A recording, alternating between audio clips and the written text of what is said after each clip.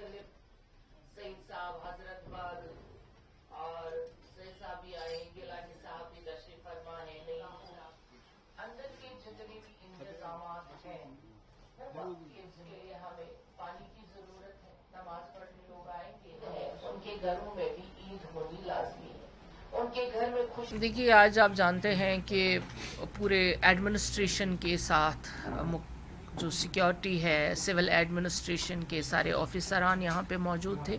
उनके साथ जो मीटिंग हुई तफसील से कि ईद उल अधा जो आने वाली 7 तारीख को है, उसमें जो इंतज़ामात वक्फ के ज़रिए से होने हैं वो हमने मुकम्मल कर दिए हैं। लेकिन एडमिनिस्ट्रेशन के बगैर ये पॉसिबल नहीं है, सिक्योरिटी के बगैर ये पॉसिबल नहीं है कि हम सारे इंतज़ामात करें। और एडमिनिस्ट्रेशन चाहे पीडीडी है, जल शक्ति है, एसएमसी है, हमारी सिक्योरिटी है, उसके बगैर नामुकम्मल है ये सारा। तो उनके साथ बातचीत करके ताकि ईद बिना किसी परेशानी के गुजर जाए।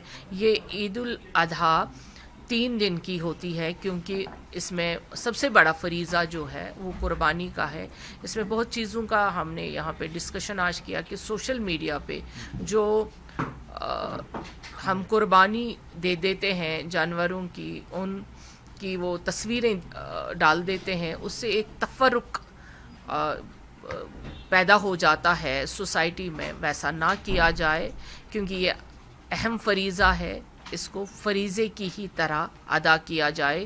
खुशी है कि आज हम वक्फ बोर्ड के ऑफिस में यहाँ पे मीटिंग मुनक्कद कर रहे हैं। अब पिछले 2-3 सालों से, लेकिन ईद की मीटिंग आज हमने यहाँ पे चाही कि पहले तो दरगाह में की थी, आज यहाँ पे की जाए, ताकि अब हमारे पास वो स्पेस है, वो जगह है कि हम वो काम कर सकते हैं जो एक डिपार्टमेंट को करना है।